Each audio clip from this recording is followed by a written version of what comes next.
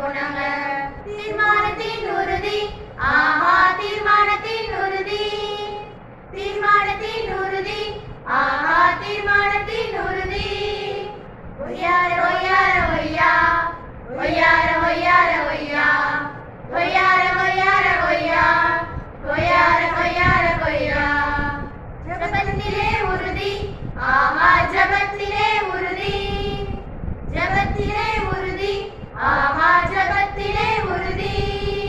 சிங்க கபிகளை தள்ளிவிடாம ஆனா சிங்க அவனை ஒண்ணு செய்யல, சிங்க கபிகளை தள்ளிவிட்டாங்க ஆனா சிங்க அவனை ஒண்ணு செய்யல. நம்பிக்கையின் உறுதி, ஆஹா நம்பிக்கையின் உறுதி, நம்பிக்கையின் உறுதி, ஆஹா நம்பிக்கையின் உறுதி.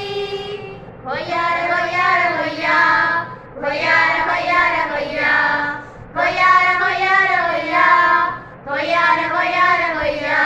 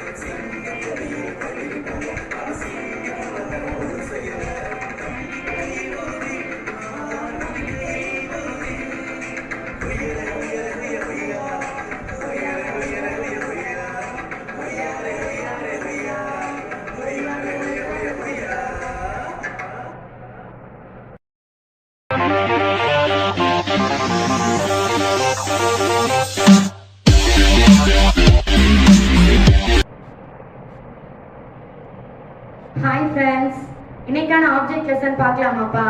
ஓகே, அதாவது எப்படி அப்படின்னா ஜெபத்துல கர்த்தரை நம்ம எப்படி இறுக பற்றி கொள்ளலாம் அப்படிங்கறத பத்தி ஒரு 2 காரியமா ஆப்ஜெக்ட் லெசனா பார்க்கலாம். ஓகேவா குட்டீஸ்?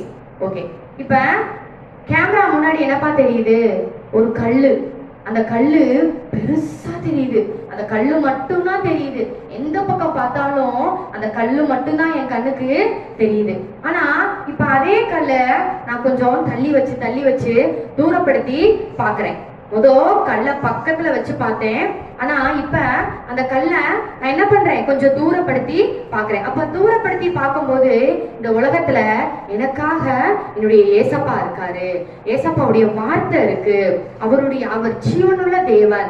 அவரை நான் பற்றி கொள்ளும் பொழுது இந்த கல்லு மாதிரி இருக்கக்கூடிய இந்த பிரச்சனைகள் எதுவுமே எனக்கு என் பக்கத்துல வராது.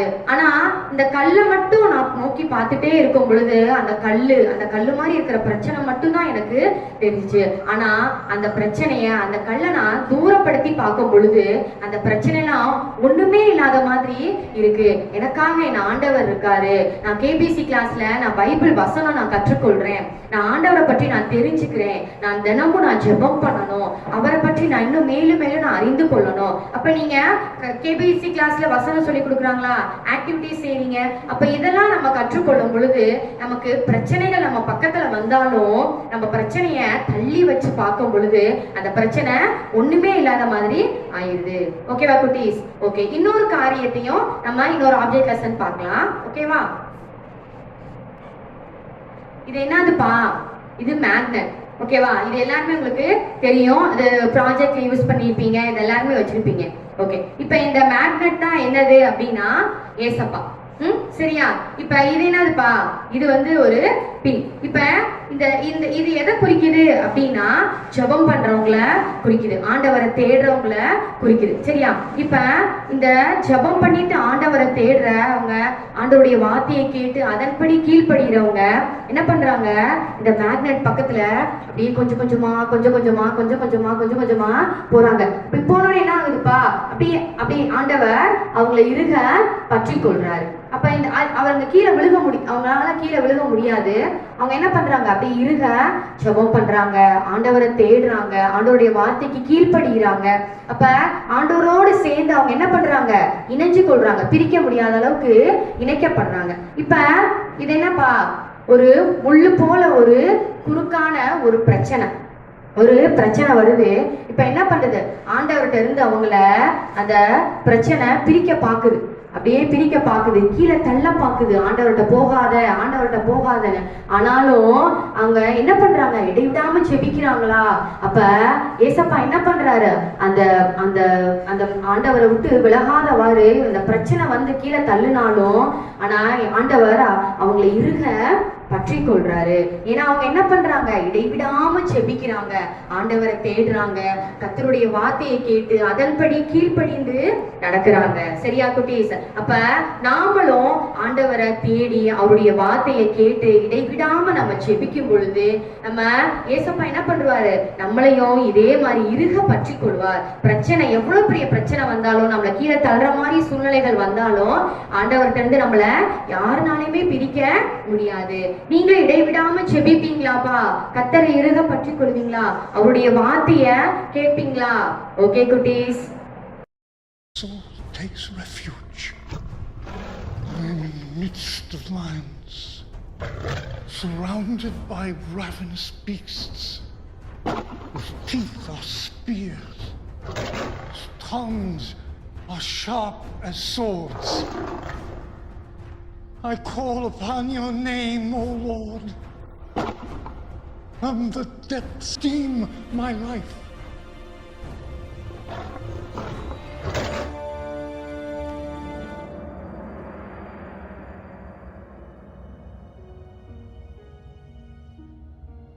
சிங்கங்களின் குகையில் தானியேல். ஐயோ, தானியேல் பயங்கரமான ஒரு ஆபத்தில் மாட்டியிருப்பது போல் தெரிகிறதே. ஆனால் அந்த சிங்கங்கள் அவரை ஒன்றுமே செய்யவில்லை. ஏன் என்று உனக்கு தெரியுமா? தானியேலை இந்த சிங்கங்கள் நடுவில் போட்டது யார்? நாம் பார்க்கலாம். தரியு என்பவர் இப்பொழுது பாபிலோனின் ராஜா. தானியேல் ரொம்ப அன்பானவராகவும் அறிவுள்ளவராகவும் இருப்பதால் தரியுவுக்கு அவரை கண்டால் ரொம்ப பிடிக்கும். தானியேலை தரியு தன் ராஜ்ஜியத்தில் தலைமை அதிபதியாக நியமிக்கிறார். அதனால் அந்த ராஜ்ஜியத்தில் உள்ள மற்ற ஆட்சிகளுக்கு தானியேல் மீது பொறாமை.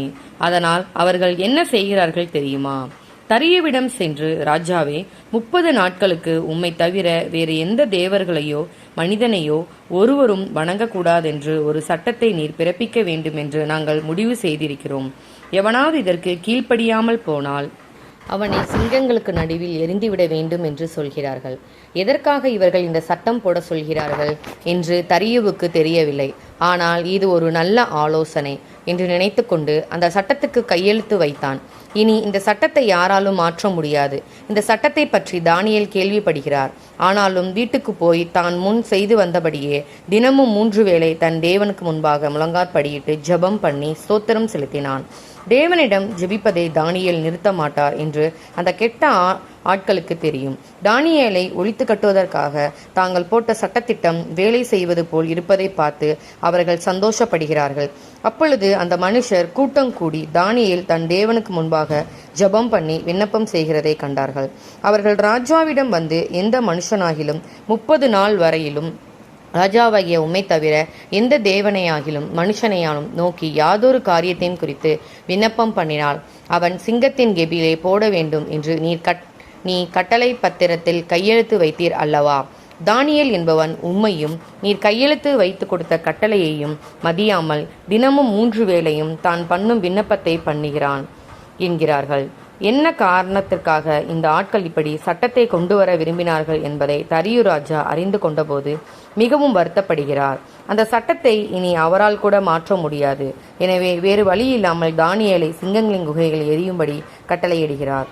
ஆனால் தானியேலிடம், நீ இடைவிடாமல் ஆராதிக்கிற உன் தேவன் உன்னை தப்புவிப்பார் என்று சொல்கிறார். தரியுவுக்கு ரொம்பவும் மன சங்கடமாக இருப்பதால் அன்றைக்கு ராத்திரி அவரால் தூங்கவே முடியவில்லை. மறுநாள் காலை அந்த சிங்கங்களின் குகைக்கு அவர் ஓடுகிறார். அவர் இனி இங்கே பார்க்கலாம். குகைக்குள் எட்டி பார்த்து, தானியேலே, ஜீவனுள்ள தேவனுடைய தாசனே, நீ இடைவிடாமல் ஆராதிக்கிற உன் தேவன் உன்னை சிங்கங்களுக்கும் தப்புவிக்கிற வல்லவராயிருந்தாரா என்று உரத்த குரலில் கேட்கிறார். அதற்கு தானியேல், சிங்கங்கள் என்னை சேதப்படுத்தாதபடிக்கு தேவன் தம்முடைய தூதனை அனுப்பி அவைகளின் வாயை கட்டி போட்டார் என்கிறார். ராஜாவுக்கு சந்தோஷம் தாங்க முடியவில்லை. உடனடியாக தானியேலை சிங்க குகையிலிருந்து வெளியே தூக்கிவிடும்படி கட்டளையிடுகிறார். பிறகு தானியேலை ஒழித்து கட்ட முயன்ற அந்த தீய ஆட்களை சிங்கங்களுக்கு இரையாக எரியச் சொல்கிறார். அந்த ஆட்கள் குகைக்குள் முழுவதுமாக விழக்கூடவில்லை. அதற்கு அந்த சிங்கங்கள் பாய்ந்து வந்து அவர்களை கடித்து குதறி அவர்களை எலும்புகளையெல்லாம் நொறுக்கி விடுகின்றன. பிறகு தரியு ராஜா தன் ராஜ்யத்தில் உள்ள எல்லா ஜனங்களுக்கும் இவ்வாறு எழுதுகிறார். என் ராஜ்யத்தின் ஆளுகைக்குள் எங்கும் உள்ளவர்கள் யாவரும் தானியேலின் தேவனுக்கு முன்பாக நடுங்கி பயப்பட வேண்டும் என்று என்னாலே தீர்மானம் பண்ணப்படுகிறது. அவர் ஜீவனுள்ள தேவன். அவர் என்றென்றைக்கும் நிலைத்திருக்கிறார். அவருடைய ராஜ்யம் அழியாதது. அவருடைய கர்த்தத்துவம் முடிய பரியந்தம் நிற்கும். தானியேலை சிங்கங்களின் கைக்கு தப்புவித்த அவரே தப்புவிக்கிறார். ரட்சிக்கிறவரும் வானத்திலும் பூமியிலும் அடையாளங்களையும் அற்புதங்களையும் செய்கிறவருமாய் இருக்கிறார். நாமும் தேவனுக்கு உண்மையாய் இருந்து அவருக்காய் பாடுகளை சகித்தால் தேவன் நம்மோடிருந்து நம்மை எல்லா பிரச்சனையிலிருந்தும் விடுவிப்பார். ஆமென்.